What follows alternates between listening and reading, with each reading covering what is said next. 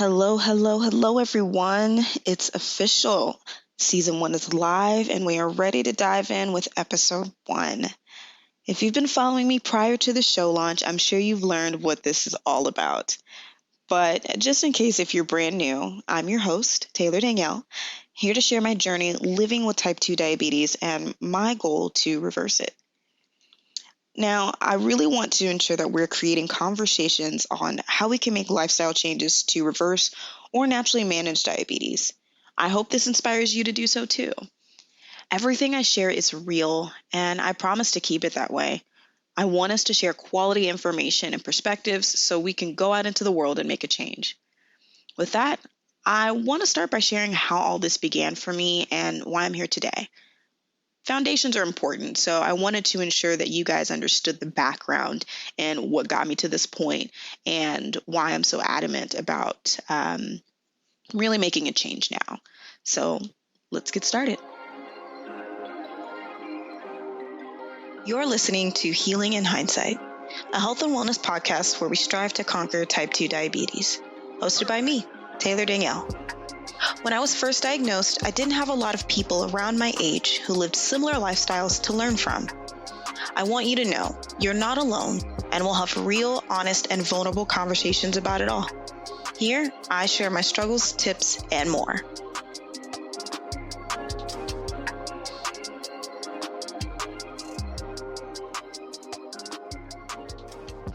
Okay, so how did all of this start? Well, basically, I was 25 years old, literally weeks away from turning 26, and I had been experiencing some strange physical symptoms the past couple of months at that time. I was living with my ex, and I was out of work trying to figure out my next move. Um, I had missed too many days at work, and just with the weird issues I was having with my body, the attendance policy for that job at the time was very strict, and even with doctor's notes, um, I was basically writing the line. So I had to step away from that job just because there was no way that I could guarantee that I was going to be, able to adhere to that policy. So, um, you know, all of these things were happening to me, fainting. Um, my mouth was like super dry and sticky. I could not go to sleep without having water under my pillow or near me. And so I just really recognized that something was wrong. And I kind of had a feeling about it already just because um, I've had conversations with my dad about kind of what he experienced. Both of my parents are type 2 diabetics as well.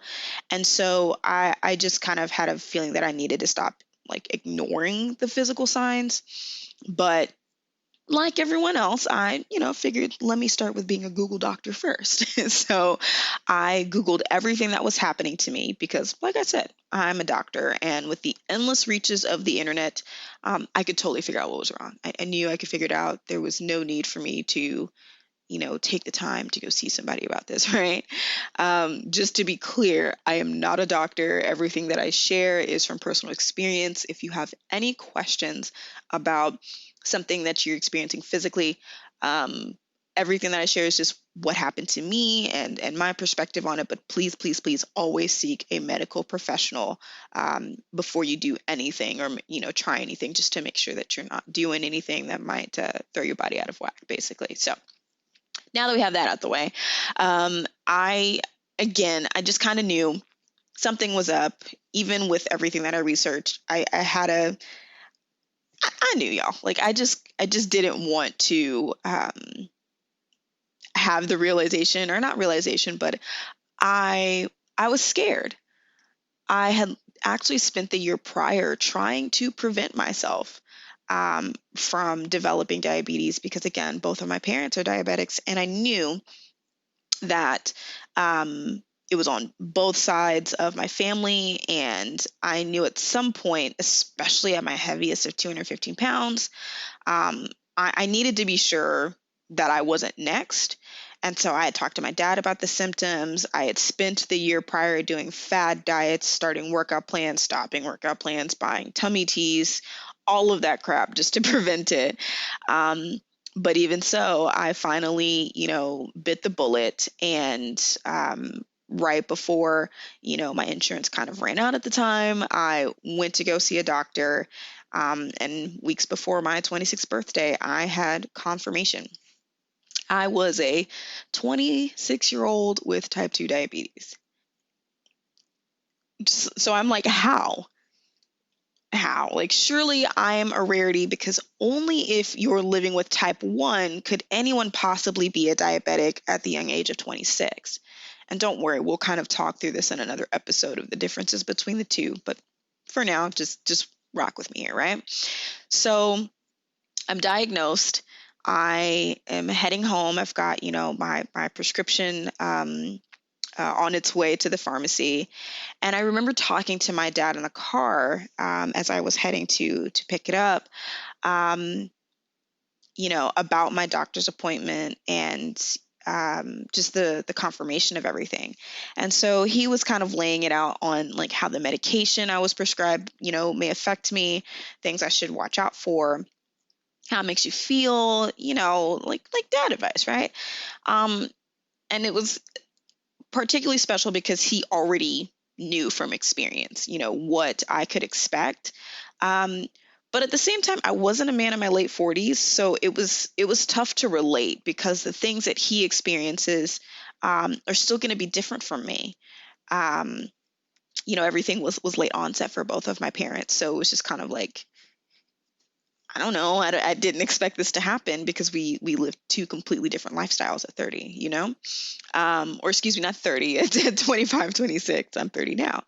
Um, Anyways, so after picking up my medication and alerting my friends of my new diabetic title, quote unquote, I was just home in my room, just, aimlessly scrolling online for how to manage it, right? I felt like, hell, this can be reversible, right? This can't be a permanent thing. Um, I know it's possible. It has to be possible. And so, with that little bit of hope, I tried to find blogs, websites, Facebook groups, anything and anywhere on the internet where I could just connect with people my age dealing with the same thing. Um, but there was no one around. It was either, parents of type 1 diabetics or just older adults.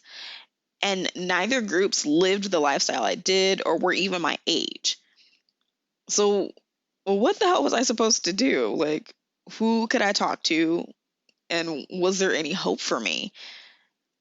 So, as I'm thinking about all of this and still trying to find a place to belong, honestly, just, to feel like I'm not this outcast person, um, because none of my friends that I was aware of at the time, were experiencing this thing. It was just me. So I could talk to them about it, but I couldn't expect relatable information from them because they just weren't dealing with that. So in those moments, like I just had this idea to create a community of my peers battling the same disease. It just kind of sparked in me. And I sat with it and I researched, as much as I could stand, not only about diabetes, but, about starting a blog and starting a website and all these things. And so, that's when I thought, like, okay, I should do this. I should start a blog, right? So just, that kind of led to a bunch of trial and error. Um, and so after realizing what I wanted to create, I went down the rabbit hole of creating a blog. And, there was definitely hope to potentially make it something more. So I signed up for webinars, courses, classes, like all the things. And, when I got my tax refund later on, I bought the domain. And so my best friend is a creative director. Um, and at the time, she was, just doing regular graphic design for a corporation.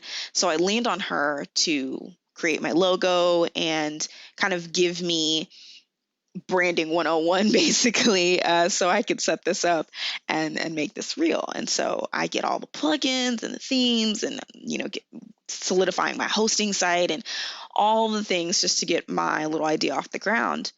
And with all that I had gained, I created the site and it took 20 years to launch it. Not literally, but I just spent so much time wanting it to be perfect and wanting it to look right.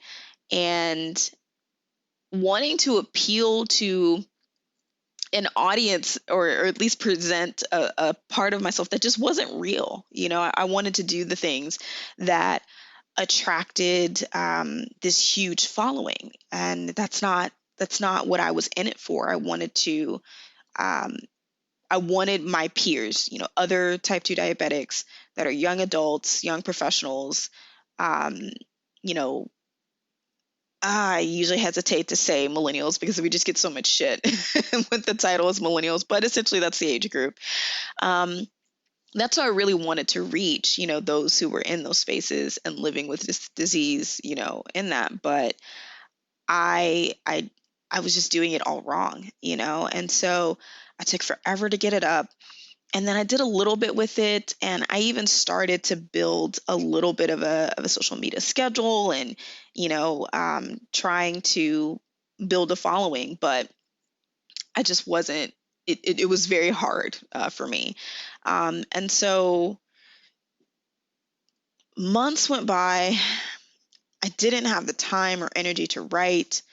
Um, you know, Podcasting wasn't as huge at the time, so I didn't even consider it. So I was just strictly blogging. I do enjoy writing, and so I thought that I could really tackle that. I really did, but I just didn't have the time or energy. I still had to look for a new job, and even when I did, um, work just kind of took over. And then adding to that, like the relationship I was in, it was about 5 years off and on. It was ending.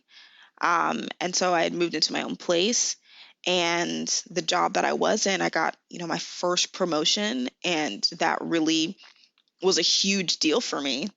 Never been promoted before, and it was into a position that I really wanted to do. I was promoted to be a training coordinator. I love training and facilitating in, kind of a customer service format. That's where my background is. Um, so I was busy.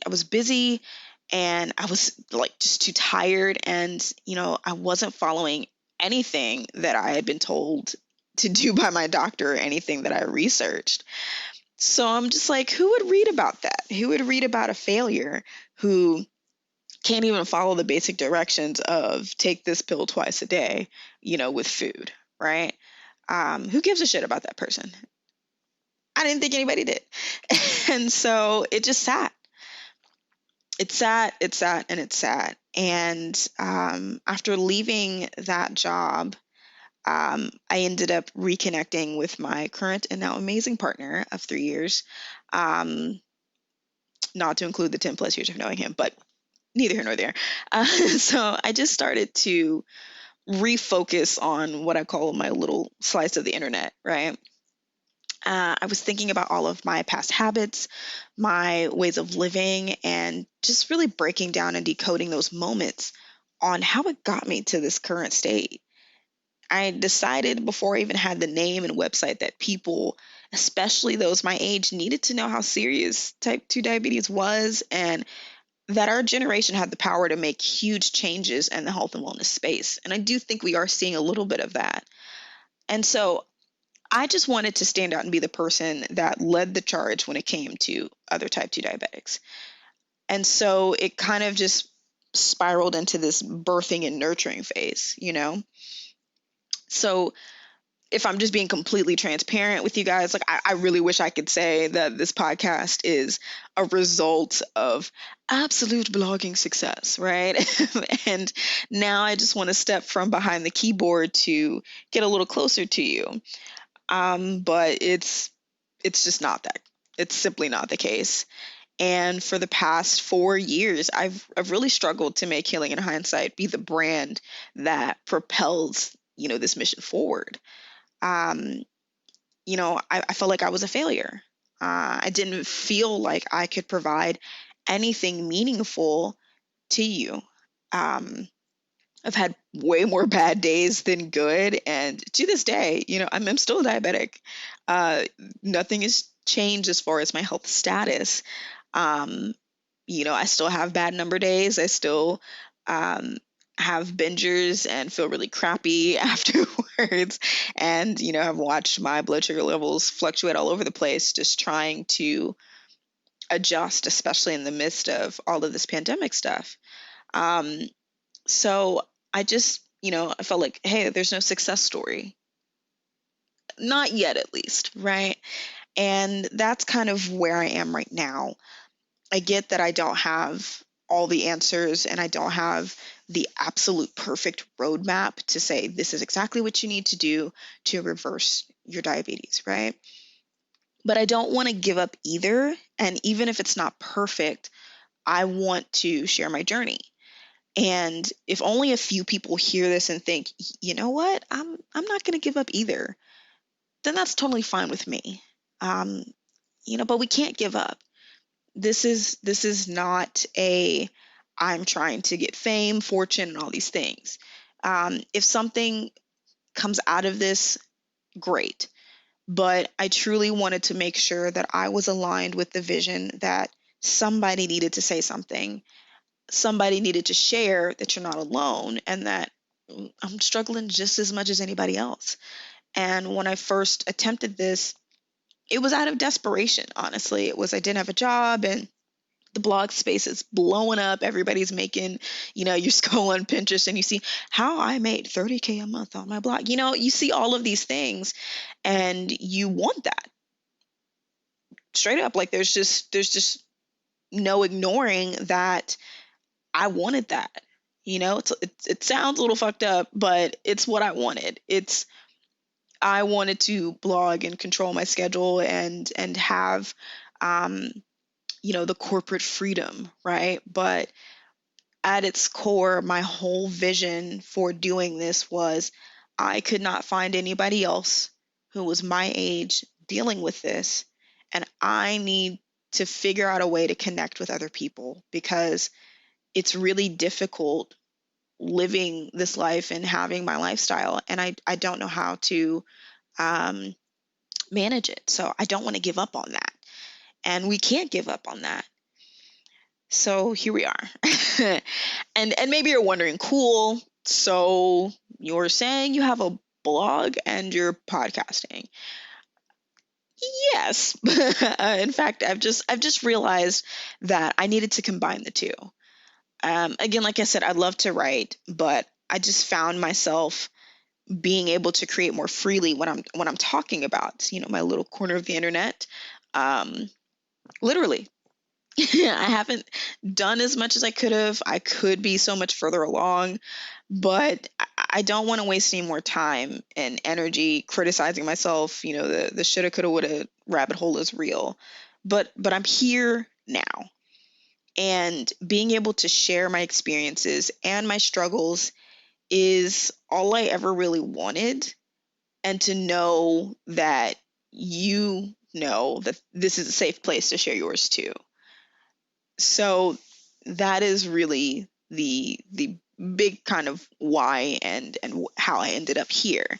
Um, and so, I've really want to stress that I want us to be able to share everything about living with this disease and striving to conquer it. I want us to have these deeper conversations on how we can make changes in our communities, um, and eventually the world, because it starts on the small scale and it does a ripple effect. So I really want this to be a space that you can feel comfortable, you know, because again, you're not alone.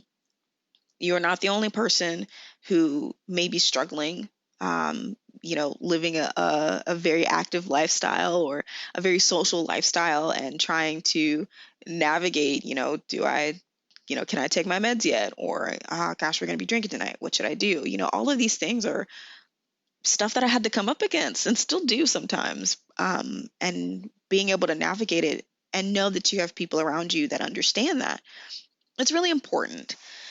So I just wanted to kind of do that. Um, and I hope that this kind of gives a good sense of clarity of just why I started this and why I really feel passionate about continuing to do this work, even five, almost 6 years later. Again, I was technically diagnosed at 25, but I turned 26 like 2 weeks later. So what? 4 years math. It's not my strong suit, guys. But yeah, I'm 30 years old and I'm still a type 2 diabetic, and I'm still figuring out, and I'm still, trying to be the glue of helping the world understand that this is important. This is something that we need to check in on. Um, with this pandemic, I feel like there's a lot with it that mirrors being a diabetic. Um, Obviously, not as severe as being able to spread it. However, there are some similarities, and we'll talk more in later episodes about, what you can expect and how it works, and even some stats, because it's important to know how this disease is affecting the world now, especially in your own backyard. So I just wanted to thank you guys so much for tuning in and for giving episode 1 a full shot. Again, the entire season is live, so be sure to tune in. And it definitely helps to listen in order, but don't be afraid to bounce around. I wanted to ensure that you had everything out up front. I do work full time, so the idea of making you guys wait on the edge of your seat once a week for an episode to drop, I just felt like that was just a little cruel, right? So I wanted to give you something to binge, to enjoy, to dissect. And I really do hope that it speaks to you. So hey, if you really enjoyed this episode or enjoy any of the episodes in the season, be sure to subscribe on your preferred listening platform so you can keep up with it and be updated when new episodes or seasons are available. And if you've got an extra minute to spare, I truly would love it if you could leave a review on iTunes so more people from our community can tune in too. And be honest, I want to know how I can continue to provide meaningful content to you. So just let me know the vibe. I won't promise that it'll be perfect or that I'll completely shift everything, because I do want to be myself and what I provide to you guys. But if there's information you want to know or insight that you want to know, drop a review and let me know what you think. You can also keep up with me on Instagram at Healing in Hindsight for updates. And then, of course, I'll also have the episodes and show notes directly on my website at healinginhindsight.com. Thank you guys so much for being here and for listening, and I hope you have a great rest of your day.